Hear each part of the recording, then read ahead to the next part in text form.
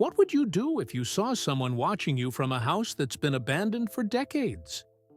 When 12-year-old Lucy Miller moves to the small town of Pinewood after her parents' divorce, she notices something strange about the old house. Across the street, a pale face watches her from an upstairs window, though her mother insists no one has lived there for years. As Lucy begins to investigate, she'll uncover secrets the town has tried to forget. A mystery that spans 50 years, and a connection to her own family that no one could have imagined. Some houses keep their secrets buried deep, but sometimes the truth refuses to stay hidden. Lucy Miller pressed her face against the car window and watched the trees go by. She didn't want to be here. Not in this car. Not in this town. Not without Dad. "We're almost there, honey," Mom said, trying to sound happy. "You're going to love Pinewood. It's so pretty, and the people are nice." Lucy didn't answer. She just hugged her backpack tighter. Inside was the photo album with pictures of her, Mom, and Dad when they were still a family. Before all the fighting. Before the divorce. The car slowed down as they turned onto Maple Street. The houses were old but cute, with big yards and tall trees. Mom stopped in front of a small blue house with white shutters. "Here we are, our new home," Mom said, clapping her hands. Lucy looked at the house. It wasn't ugly, but it wasn't home either. "Come on, let's go inside. The moving truck will be here soon." Lucy followed Mom up the walkway. The house smelled like pine cleaner and fresh paint. Her footsteps echoed in the empty rooms. "Your bedroom is upstairs, first door on the right," Mom said. "I thought you might want to pick out the paint color yourself." Lucy climbed the stairs slowly. Her room had a sloped ceiling and a window seat that looked out onto the street. At least that was kind of cool. She sat down on the window seat and looked outside. Across the street stood an old house that looked nothing like the others on Maple Street. Its paint was peeling. Boards covered some windows. The yard was full of weeds taller than Lucy. "That's the only ugly house on the whole street," Mom said, coming into the room. "The real estate agent said it's been empty for decades. No one has fixed it up because of some problem with who owns it." Lucy was about to ask more when the moving truck pulled up. "Okay, time to direct traffic," Mom said. "I need you to tell the movers which boxes go where." The next few hours were busy. Lucy helped Mom show the movers where to put the furniture. She unpacked her books and clothes. She made her bed with her favorite blue sheets. But something felt wrong, like someone was watching her. When Mom called her down for pizza dinner, Lucy went back to the window. The sun was setting, making long shadows across the street. She looked at the old house again. That's when she saw him. In the top window of the old house, a man stood watching her. His face was very pale, almost white. His eyes were dark holes in his face. He didn't move or wave. He just stared right at her. Lucy's heart beat fast. She blinked, and he was gone. "Lucy, pizza's getting cold," Mom called again. Lucy ran downstairs, almost tripping. "Mom, there's a man in that old house across the street." Mom frowned. "That can't be right, honey. No one lives there. That house has been empty since before I was born." "But I saw him," Lucy insisted. "He was in the top window staring at me." Mom put down the pizza box and wiped her hands. "Lucy, I know moving is hard. I know you're upset about the divorce. Sometimes when we're upset, our eyes play tricks on us. But Mom, how about after dinner we watch a movie? Your choice." Lucy knew that tone. Mom wasn't going to believe her. She picked at her pizza, not really hungry anymore. Later, after a movie Lucy barely watched, she went back up to her room. It was dark outside now. The old house was just a black shape against the night sky. Lucy stood at her window for a long time, watching. But the man didn't come back. As she got ready for bed, she tried to believe what Mom said. It was just her imagination. No one lived in that old house. But as she turned off her light and crawled under her covers, Lucy couldn't shake the feeling that someone was watching her from across the street. She pulled the blanket up to her chin. "There's no one there," she whispered to herself. "There's no one there." But deep down, Lucy knew what she had seen. There was a man in that window, and somehow she knew he would be back. Lucy didn't sleep well that night. Every creak made her eyes pop open. Every shadow seemed to move. By morning, her eyes were heavy and scratchy. "First day jitters?" Mom asked, pouring cereal into Lucy's bowl. "You'll make friends in no time." Lucy just shrugged. She hadn't told Mom about staying up all night, watching the window across the street. After breakfast, Lucy dragged her feet getting ready. She wasn't in a hurry to explore Pinewood, but Mom had other plans. "Why don't you ride your bike around the neighborhood? School starts next week, and it would be good to know your way around." Lucy knew Mom was right. With a sigh, she grabbed her bike from the garage and started down the driveway. She was about to turn away from the old house when she heard laughter. Two kids about her age were riding bikes toward her, a boy and a girl who looked exactly alike, twins. "Hey, you must be new," the girl called out. She had curly red hair in two braids and a splash of freckles across her nose. The boy had the same hair and freckles. "I'm Emma," the girl said when they stopped in front of Lucy. "This is my brother Zach. We live 2 houses down." "I'm Lucy," she said shyly. "We just moved in yesterday." "Want us to show you around?" Zach asked. "We know all the best spots." Lucy nodded, grateful she wouldn't have to explore alone. For the next hour, Emma and Zach led Lucy through Pinewood. They showed her the shortcut to school, the best corner store for candy. Mr. Peterson gave bigger scoops of ice cream to kids, who said please, and finally, the town park with its huge playground. They sat on the swings, pushing themselves back and forth. Lucy liked the twins. They were funny and didn't ask too many questions about why she moved to Pinewood. "So," Emma said, dragging her feet to slow her swing, "what do you think of your house?" "It's okay," Lucy said, "but that old house across the street is super creepy." Emma and Zach looked at each other with wide eyes. "You mean the Miller house?" Zach asked, his voice dropping to a whisper. Lucy felt a chill run down her back. "Miller? That's my last name, too." The twins stared at her. "Whoa," Emma breathed. "That's weird. What do you know about that house?"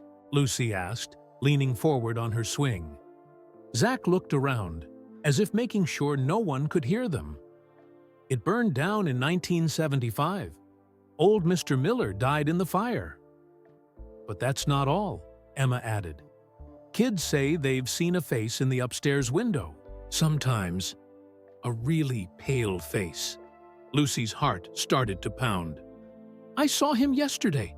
A man with a white face was watching me from the window." The twins' eyes got even bigger.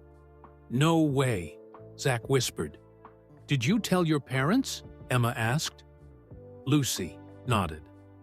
"Mom didn't believe me. She said no one has lived there for decades. Grown-ups never believe us," Zach said, rolling his eyes. "My dad says it's just stories kids make up to scare each other." Lucy frowned. "But I really saw him." Emma and Zach looked at each other again. Lucy was starting to think they did that. A lot.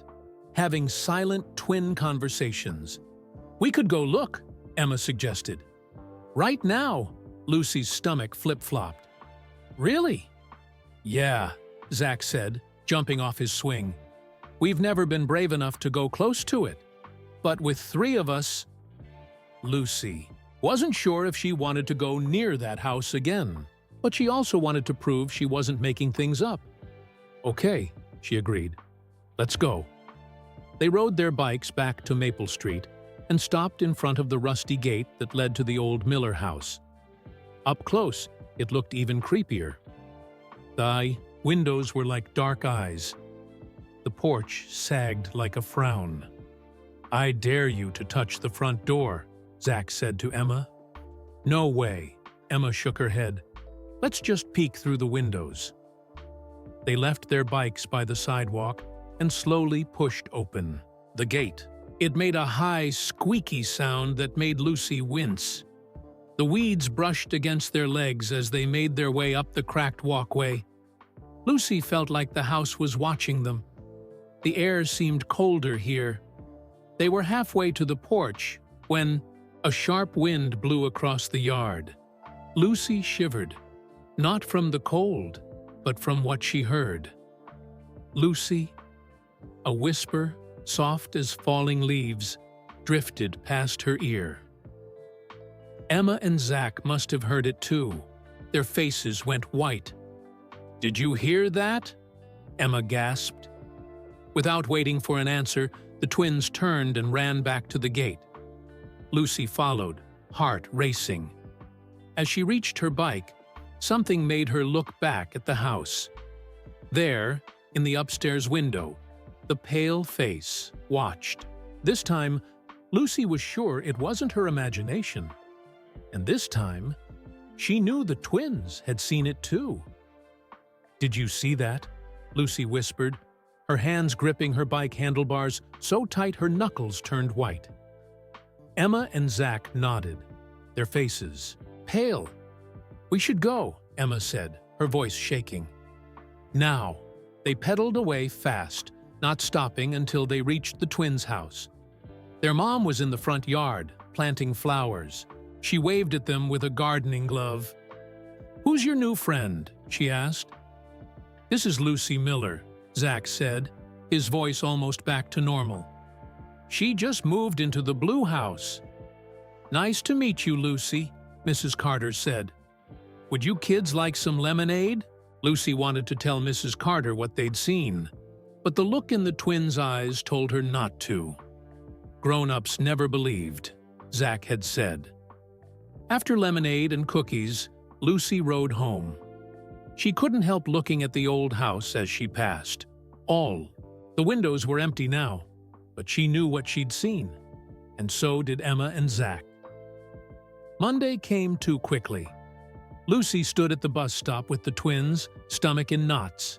"Don't worry," Emma said. "Pinewood Elementary isn't too bad. Most of the teachers are nice." "Except Mrs. Dobbs," Zach added with a groan. "She gives tons of homework." The school bus pulled up with a squeal of brakes. Lucy followed the twins, on board, feeling everyone's eyes on her. At school, the principal took Lucy to her classroom.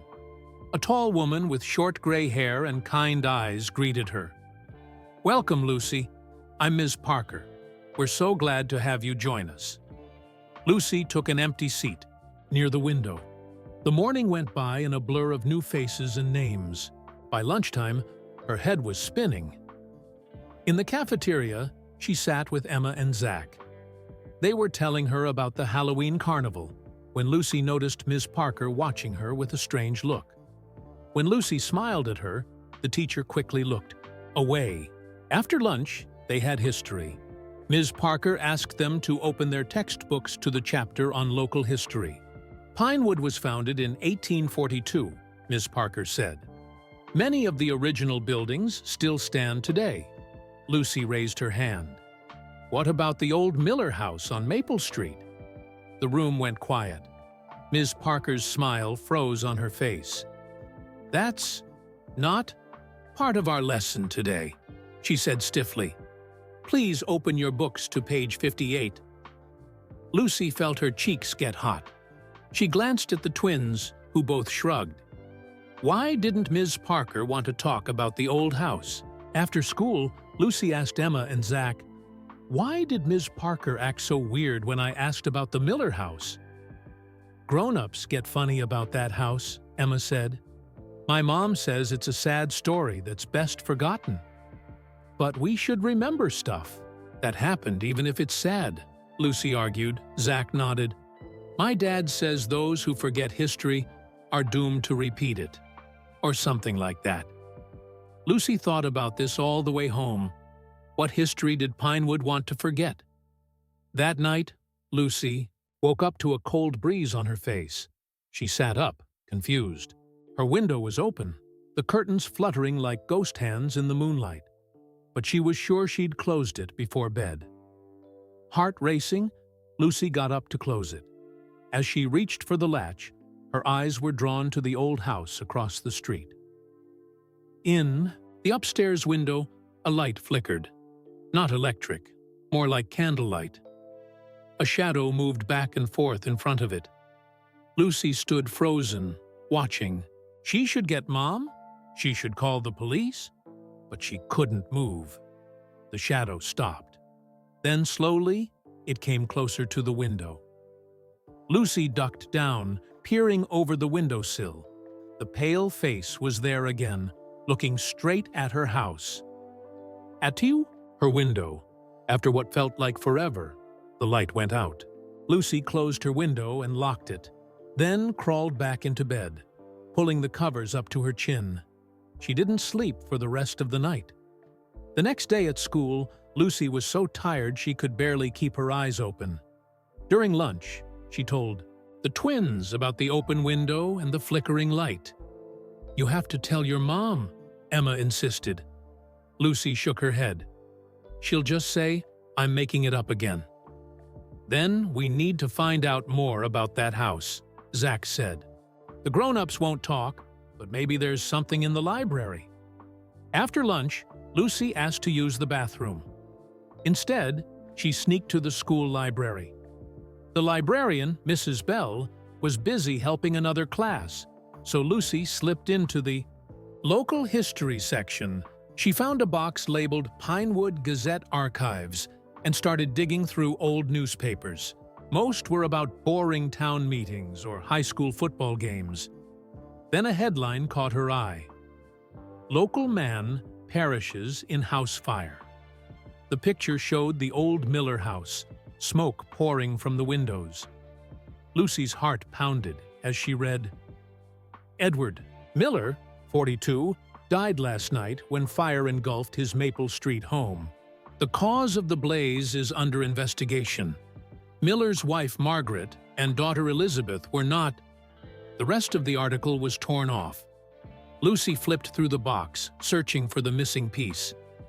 "What are you doing in here, young lady?" Lucy jumped. Mrs. Bell stood over her, frowning.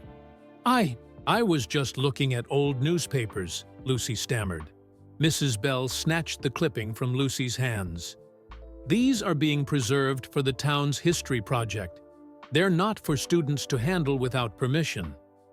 "But I was reading about the Miller house fire," Lucy protested. "The article was torn." "That's enough," Mrs. Bell said sharply. "Back to class now." As Lucy walked slowly back to her classroom, her mind was racing. Why was part of the article missing? And what happened to Miller's wife and daughter? Were they in the fire too? Lucy had more questions than ever, and she was starting to think. The answers might be in that house across the street. In the house where no one had lived for decades, except for the pale man who watched her from the window.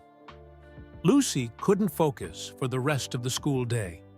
Her mind kept going back to the torn newspaper article. What happened to Margaret and Elizabeth Miller? And why did someone tear that part off? When the final bell rang, Lucy met the twins at the front of the school. "Find anything at the library?" Emma asked. Lucy told them about the article and how Mrs. Bell had taken it away.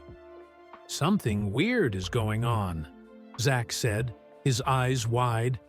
"It's like the whole town is keeping a secret." "But why?" Lucy wondered. They walked home together, talking about what to do next.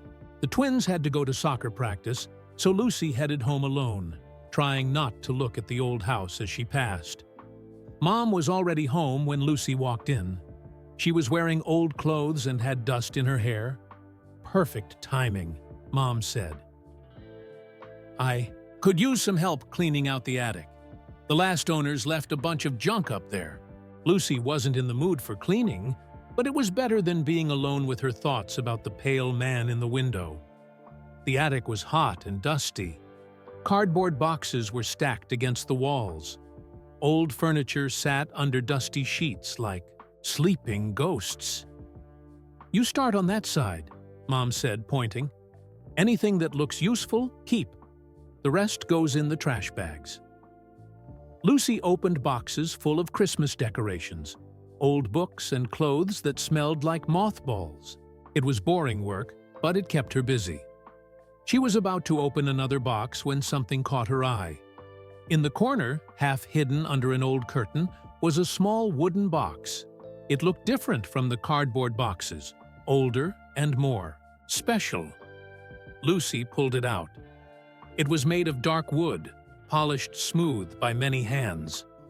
On the top, someone had carved the initials EMEM, like Edward Miller, or Elizabeth Miller. Lucy's heart beat faster. She tried to open it, but it was locked. "Mom?" Lucy called out.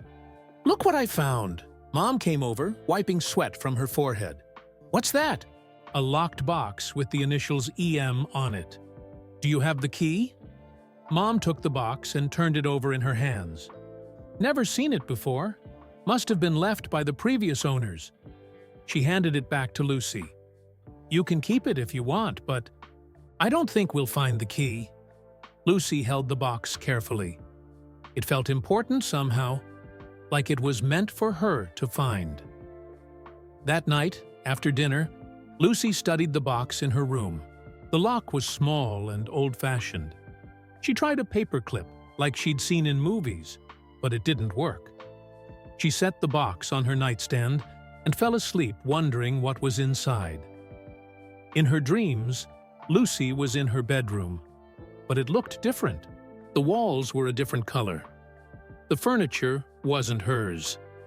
A little girl about her age was playing with dolls on the floor. The girl looked up at Lucy and smiled. "I knew you'd find it," she said. Her voice sounded like the whisper Lucy had heard at the old house. "The key is under the loose board, the third one from the wall." Lucy woke up with a start. Moonlight streamed through her window. The house across the street was dark and silent. The dream had felt so real. Lucy got out of bed and turned on her lamp. She looked at her floor. The boards ran from the door to the window. 1, 2, 3 from the wall. Lucy knelt down and pressed on the third board. It didn't move. She pressed harder, using her fingernails to pull up one edge. To her surprise, the board lifted slightly. Heart racing, Lucy pulled harder. The board came up, revealing a small space underneath. And there, covered in dust, was a small brass key. Lucy's hands shook as she picked it up. It was old and tarnished, but when she tried it in the wooden box, it fit perfectly. The lock clicked open. Inside the box were old photographs, yellowed with age. Lucy picked up the top one. It showed a family standing in front of a house, the same house across the street, but it looked new and beautiful. The paint was fresh, the yard was full of flowers, and a swing hung from a big tree. In front of the house stood a man, a woman, and a little girl about Lucy's age. They were smiling. They looked happy. Lucy turned the photo over. On the back, someone had written, "Edward, Margaret, and Elizabeth Miller, 1973. Lucy's breath caught in her throat. This was the family from the newspaper article. The family who had lived in the house where the pale face watched from the window, and they had her last name. Could they be relatives she didn't know about? Lucy looked through the other photos. They showed Elizabeth playing in the yard, the family at a picnic, Edward working in a garden. At the bottom of the box was a small book with a broken lock. A diary. Lucy opened it, and a folded piece of paper fell out. She unfolded it to find a map of Pinewood. The old Miller house was circled in red. In the margins, someone had written words Lucy couldn't understand. They looked like a code or a foreign language. As Lucy studied the map, she felt a chill. The familiar feeling of being watched crept over her. Slowly, she raised her head and looked out the window. The pale face was there, closer and clearer than before. It was the face of a man with sad eyes and a worried frown. He didn't look scary now. He looked like he needed help, like he was trying to tell her something important. Lucy wasn't afraid anymore. She was curious and determined. Whatever secret the Miller house held, she was going to find it. For the pale man watching from the window, for Elizabeth and her family, and maybe, somehow, for herself. Lucy couldn't sleep after finding the box. She sat cross-legged on her bed, looking through the diary she'd found. The cover was faded pink with tiny flowers. The lock was broken, like someone had forced it open. On the first page, in careful handwriting, were the words, "This diary belongs to Elizabeth Miller. Private. Keep out." Lucy traced the name with her finger. Elizabeth Miller. The girl in the photos. The girl who had lived in the house across the street. She turned to the first entry. April 12, 1975. Dear Diary, today is my 11th birthday. Mom made my favorite chocolate cake, and Dad gave me this diary. He said every young lady should have a place to write down her secret thoughts. I'm going to write in you every day. Lucy smiled. Elizabeth sounded like a normal girl, excited about her birthday. She turned the page. April 20th, 1975. Dear Diary, Dad lost his job at the factory today. He came home early and didn't want to talk to anyone, not even Mom. He stayed in his office all afternoon. Mom says not to worry, but I heard her crying in the kitchen when she thought I was asleep. Lucy felt sad for Elizabeth. She knew what it was like when parents were upset. She kept reading, flipping through entries about school, Elizabeth's best friend Jenny, who lived next door, and a stray cat she'd been feeding. Then she found an entry that made her sit up straight. May 15th, 1975. Dear Diary, something strange is happening with Dad. He's been spending all his time in the basement. I tried to go down there yesterday, but he yelled at me to stay out. He's never yelled at me before. Mom says he's working on a project that will help us with money, but she looks worried all the time now. Lucy turned page after page, reading quickly. May 30th, 1975. Dear Diary, Dad doesn't come up for dinner anymore. Mom leaves his food on a tray outside the basement door. I can hear him down there at night, moving things around and talking to himself. Sometimes he talks in a language I don't understand. Mom says it's just because he's tired, but I don't think that's true. June 10th, 1975. Dear Diary, I snuck down to the basement today when Dad was asleep. He's made a hole in the wall. Behind Dad's workbench, there's a hole big enough for a person to crawl through. I wanted to look inside, but I heard Dad coming down the stairs, so I ran back up. What is he doing down there? June 24th, 1975. Dear Diary, Dad came to breakfast today for the first time in weeks. He looked different, all pale and thin, with dark circles under his eyes. But he was smiling and talking really fast. He said he found something amazing under the house. Something that would make us rich and famous. Mom didn't look happy, though. After Dad went back to the basement, I asked her what was wrong. She just hugged me really tight and said everything would be okay. Lucy's heart was pounding now. The what? Pale man in the window? Could it be Edward Miller? Elizabeth's dad? What had he found under the house? The next entry was the last one in the diary. The handwriting was messier, like Elizabeth had been in a hurry. June 25th, 1975. Dear Diary, Dad says we're going to be rich and famous. He found something amazing under the house, but he won't show me what it is. Mom is crying a lot. Something doesn't feel right. I called Jenny and told her I'm scared, but her mom said we can't come over because it's too late. I hid my special things in the secret place in my room, just in case. I don't know what's going to happen, but The entry stopped mid-sentence. Lucy turned the page, but it was blank. All the pages after that were empty. June 25th, 1975. The night before the fire. Lucy closed the diary, her mind racing. Elizabeth had been afraid. Her dad had found something under the house, something that made him act strange. And the next day, their house burned down. What had Edward Miller discovered? And what happened to Elizabeth and her mother? Lucy needed to tell someone what she'd found. But not Mom. She wouldn't believe any of this.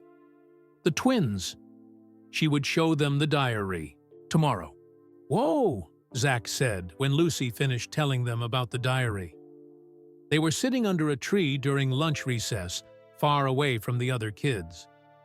So old Mr. Miller found something under his house, went crazy, and then the house burned down? That's creepy. And sad, Emma added. Poor Elizabeth was scared. Lucy nodded. There's something else I didn't tell you. The legend about the Miller house fire. Is there more to it? Something about what Mr. Miller might have found?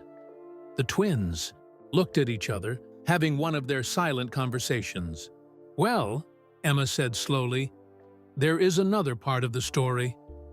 Some kids say old Mr. Miller found something valuable under his house, Zach continued, like treasure or gold or something, and that he went crazy trying to protect it. That's why people think the house burned down, Emma said. Either he did it by accident while working in the basement or what? Lucy asked, even though she was afraid she knew the answer. Or he did it on purpose, Zach whispered, to keep anyone else from finding what he'd discovered. Lucy felt cold despite the warm sun. But what about his wife and daughter? What happened to them? The twins shrugged. No one knows for sure, Emma said. Some people say they got out and moved away. Others say they died in the fire too, but their bodies were never found. Lucy pulled out the map she'd found in the box. Look at this. I think it might show where the something valuable is hidden. Zach and Emma leaned in, studying the map. These marks around the edges, Zach said, pointing. They look like numbers. Maybe some kind of code? Lucy hadn't noticed that before. She looked closely. Tiny numbers were written along the edges of the map. 715, 2015, 285, 31225.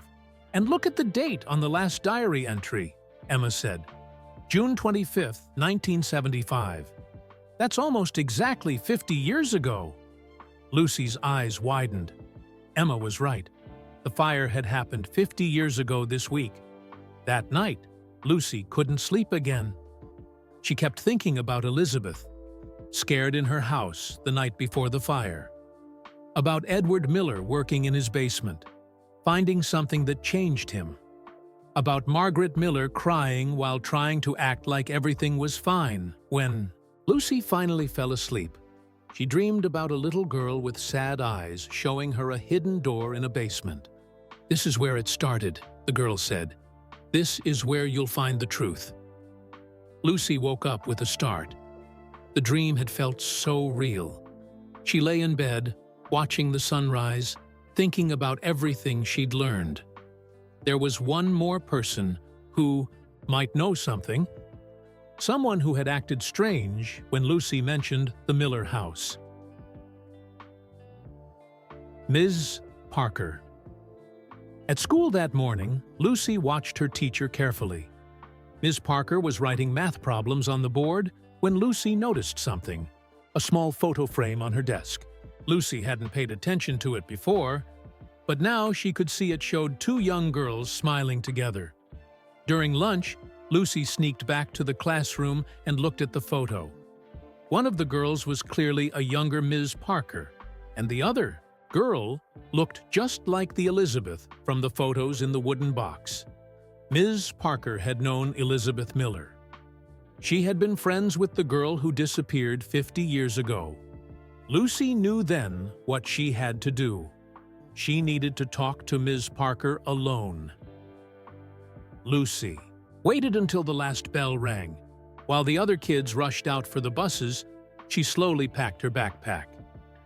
"Aren't you coming?" Emma asked, hovering by the door with Zach. "I need to ask Ms. Parker something about the math homework," Lucy lied. "I'll call you later." The twins nodded and left. Soon, the classroom was empty except for Lucy and Ms. Parker, who was erasing the board.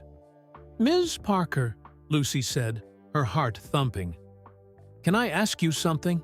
"Of course, Lucy," the teacher said with a smile. "Math giving you trouble?" Lucy shook her head. "It's not about math. It's about Elizabeth Miller." Ms. Parker's smile vanished. The eraser in her hand froze mid-swipe. "What did you say?" Lucy took a deep breath. "I know you were friends with Elizabeth Miller. I saw the photo on your desk." Ms. Parker slowly put down the eraser and sat at her desk. She looked tired suddenly. "Why are you asking about Elizabeth?" she asked quietly. "Because I live across from the old Miller house now. And because—" Lucy hesitated, then decided to tell the truth. "Because I've seen someone watching me from the window of that house, a man with a pale face." Ms. Parker's face went white. She opened her mouth, then closed it again. "Please," Lucy said. "I need to know what happened. I found Elizabeth's diary and—" "You found what?" Ms. Parker interrupted, her eyes wide.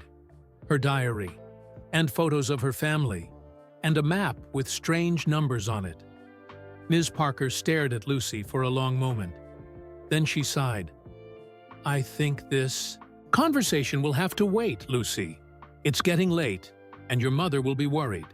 But tomorrow," Ms. Parker said firmly. "Meet me after school tomorrow, and I'll tell you what I know. But Lucy, be careful. Don't go near that house. Promise me." Lucy wanted to argue, but the look in Ms. Parker's eyes stopped her. "I promise." She knew Elizabeth? Zach asked when Lucy called that evening. "That's huge. What did she tell you?" Emma's voice came through on the three-way call. "Nothing yet," Lucy said. "She wants me to meet her after school tomorrow." "That's so long to wait," Zach groaned. "I know," Lucy agreed. "I was thinking, maybe we should check out the house ourselves. Just look around outside." There was silence on the line. "Ms. Parker told you not to go near it," Emma said finally. "I know, but I won't go inside. Just walk around the yard, maybe peek through the windows." "I don't know." Emma sounded worried. "Come on," Zach said, excitement in his voice. "This could be our only chance to solve the mystery before the grown-ups shut us down. We'll be careful." After more discussion, they agreed to meet at Lucy's house after dinner. Their parents thought they were working on a school project together. At 7:00, the twins arrived with flashlights and nervous grins. The summer evening was still bright, but shadows were growing longer. "Ready?" Lucy asked, holding Elizabeth's map and her own flashlight. They nodded, looking less sure now that they were actually doing this. The three of them crossed the street to the old Miller house. The gate creaked as Lucy pushed it open, just like before. Tall weeds brushed against their legs as they walked up the cracked path. "It looks even creepier up close," Emma whispered. The house loomed over them, its broken windows like dark, empty eyes. The porch steps were crumbling, and the front door hung crooked on its hinges. "Let's walk around the outside first," Lucy suggested. They circled the house, peering through windows. Most were boarded up or too dirty to see through. At the back, they found a door leading to what must have been the kitchen. "Should we try to go in?" Zach asked, his voice shaking a little. Lucy thought about her promise to Ms. Aves Parker. But they had come this far. "Maybe just a quick look inside," she said. Before they could decide, they heard a car approaching. They ducked behind some bushes as the car slowed in front of the house. Lucy's heart nearly stopped when she saw who was driving. Ms. Parker. The teacher parked across the street and got out, looking around carefully. Then she spotted them. "Lucy Miller," she called, marching across the street. "What are you doing here? I told you to stay away from this house." The three kids came out from behind the bushes, heads down. "We were just looking," Lucy said. "We weren't going to go inside." Ms. Parker's face was stern. "This house isn't safe. The floors could collapse, or the ceiling. It's dangerous." "We're sorry," Emma said. "You three need to go home," Ms. Parker said. "Now." "Lucy, I'll see you tomorrow as planned. But if I catch you here again, I'll have to tell your parents." They nodded and started walking back toward the gate.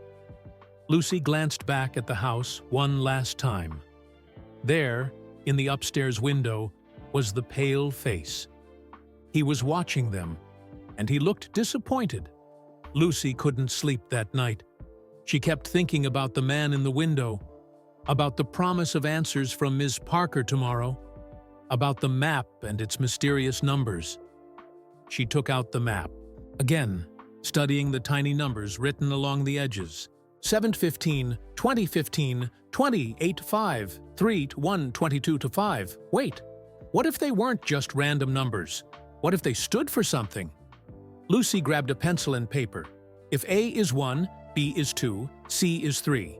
She started converting the numbers to letters. 7 to 15, GO 2015, TO 2085, THE 31225. CAVE go to the cave, Lucy whispered, excitement racing through her. The map wasn't just showing the house, it was giving directions to whatever Edward Miller had found. Lucy was about to call the twins when she realized something else. The diary said the fire happened exactly 50 years ago this week, and Ms. Parker seemed really upset when she saw them at the house today. There was more to this story. Something connected Ms. Parker to the Miller family and the fire. And Lucy was starting to think her teacher knew exactly what Edward Miller had found under that house. When Lucy finally fell asleep, she dreamed about Elizabeth again. This time, Elizabeth was showing her a hidden door in the basement floor. "He hid the truth down here," Dream Elizabeth said. "Only you can find it now." In the morning, Lucy remembered something Emma had mentioned. Ms. Parker used to live on Maple Street when she was a girl. She must have been neighbors with the Millers. Lucy needed answers, and she couldn't wait until after school. She was going to talk to Ms. Parker first thing this morning. Lucy got to school early. Only a few kids were in the hallways as she made her way to Ms. Parker's classroom. Through the window in the door, she could see her teacher at her desk, head bent over some papers. Lucy took a deep breath and knocked. Ms. Parker looked up, surprised. When she saw Lucy, a shadow crossed her face. "Come in," she said. Lucy stepped inside, clutching her backpack. She had brought Elizabeth's diary and the map. "I need to talk to you now," she said. "I can't wait until after school." Ms. Parker sighed. "Close the door." Lucy did, then sat in a desk at the front of the room. "You knew Elizabeth Miller?" she said. It wasn't a question. Miss Parker's. Parker nodded slowly. "Yes. We were best friends. And you lived on Maple Street too, didn't you? You were neighbors." Another nod. "My family lived next door to the Millers. Elizabeth and I did everything together." "Then you know what happened the night of the fire," Lucy said. "The real story, not just what people in town say." Ms. Parker was quiet for a long moment. She looked at the small photo frame on her desk, herself and Elizabeth as girls, arms around each other, smiling. "Why are you so interested in this, Lucy?" she finally asked. Lucy hesitated, then decided to show her everything. She pulled out the diary and the map from her backpack. "I found these in my attic, in a box with the initials EM carved on it." Ms. Parker's eyes widened. She reached for the diary with trembling hands. "Elizabeth's diary," she whispered. "I remember when her father gave this to her for her birthday." She looked up at Lucy. "And you found this in your attic? In the blue house?" Lucy nodded. "And I figured out what the numbers on the map mean." She pointed to the edges. "It says, 'Go to the cave.' There's a cave under the Miller house, isn't there?" Ms. Parker set the diary down carefully. She looked older suddenly, tired in a way Lucy hadn't noticed before. "I think it's time I told you the truth," she said quietly. "Sit down, Lucy." Lucy sat, heart pounding. "Yes, there's a cave under the Miller house," Ms. Parker began. "Edward Miller found it by accident while fixing a leak in his basement. There was a crack in the wall, and when he made it bigger to repair the pipe, he discovered a small tunnel. Behind it," Lucy leaned forward, hanging on every word. "Edward was a difficult man. He'd lost his job, and the family was struggling with money. When he found the tunnel, he became obsessed with it. He believed it might lead to something valuable, a mine or hidden treasure from the town's early days." "Did it?" Lucy asked. Ms. Parker shook her head. "Not in the way he thought. The tunnel led to a small cave with strange markings on the walls. Very old markings. Edward believed they were some kind of ancient writing that would make him famous. The night before the fire," Lucy said, "Elizabeth wrote in her diary that she was scared, that her dad said they were going to be rich and famous." "Yes," Ms. Parker said sadly. "Elizabeth called me that night. She was frightened. Her father was acting strange, talking about announcing his discovery to the world. Her mother was upset, too. Elizabeth asked if she could come stay with us, but it was late, and my mother said she could come over in the morning." Ms. Parker's voice broke. But by morning, the house was gone. "What really happened in the fire?" Lucy asked. "The newspaper article I found was torn. It didn't say what happened to Elizabeth and her mother." Ms. Parker looked down at her hands. "Edward Miller died in the fire. The police found his body in the basement, near the tunnel entrance. But Elizabeth and Margaret, they disappeared." "Disappeared? They weren't in the fire?" "Their bodies were never found. Some people thought they ran away, that Margaret took Elizabeth and left town. Others thought they died in the fire, but—" Ms. Parker trailed off. "But what?" Lucy pressed. "But the fire chief said there should have been 3 bodies, not 1. And Elizabeth's and Margaret's things were gone. Clothes, personal items, like they'd packed and left." Lucy's mind was racing. "So, they could still be alive somewhere?" "This was 50 years ago, Lucy," Ms. Parker said gently. "If Margaret is still alive, she'd be quite elderly now, and Elizabeth would be in her 60s. Lucy thought about the pale face in the window. It didn't look like an old woman. It looked like a man, like Edward Miller. "There's one more thing," Lucy said. She pulled out the photo from the wooden box. "I found this too. It's the Miller family." She pointed to the little girl. "This is Elizabeth, right?" Miss Parker nodded, a sad smile on her face. "Yes, that's her." "She looks like me," Lucy said. "A lot like me. And we have the same last name, Miller. Miss Parker, could we be related somehow?" Miss Parker studied the photo, then looked at Lucy's face. "It's possible. Pinewood was a small town back then. Many families were connected in some way." She hesitated. "Lucy, there's something else you should know. Something I've never told anyone."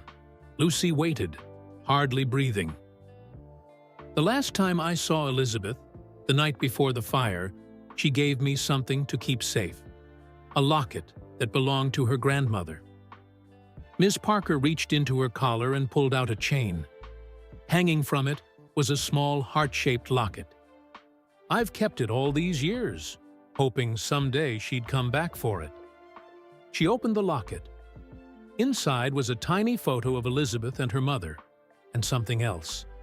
A small curl of dark hair, the same color as Lucy's. "I think, Miss Parker," said slowly, "that you might be more connected to this story than either of us realized." Lucy couldn't focus on school for the rest of the day. Miss Parker's words kept spinning in her mind. The locket, the hair, the possibility that she might be related to Elizabeth Miller. When the final bell rang, she told the twins everything Ms. Parker had shared. "So you think Elizabeth and her mom escaped the fire?" Emma asked, wide-eyed. "Maybe," Lucy said. "But something still doesn't make sense. Why haven't they ever come back? And who is the pale man in the window?" That night, after her mom fell asleep, Lucy made a decision. She had to see the cave for herself. With her flashlight, Elizabeth's diary, and the map, she slipped out her window and down the tree next to her house. The night was cool and still as she crossed the street to the old Miller house. The front door was locked, but Lucy remembered the broken window at the back. Carefully, she climbed through, wincing as her jacket caught on a piece of glass. Inside, the house was dark and smelled of dust and rot. Broken furniture loomed like sleeping monsters. Lucy's flashlight beam cut through the darkness, casting long shadows on the walls. Following the map, she found the door to the basement. It creaked as she pulled it open, revealing a set of stairs disappearing into blackness. Lucy took a deep breath and started down, testing each step carefully. The basement was cold and damp. Cobwebs brushed her face, making her shiver. Her flashlight beam swept across the floor, revealing the outline of something. A door in the floor, just like in her dreams. As she approached it, Lucy heard footsteps behind her. She spun around, heart racing. There, at the bottom of the stairs, stood the pale man from the window. Up close, she could see through him, like he wasn't fully there. A ghost, but his face wasn't scary anymore. It was sad, pleading. He pointed to the hidden door and whispered, "Find her." Lucy's hands shook as she pulled open the door in the floor. A set of stone steps led down into darkness. Gathering her courage, Lucy followed them into a small cave with strange symbols carved into the walls.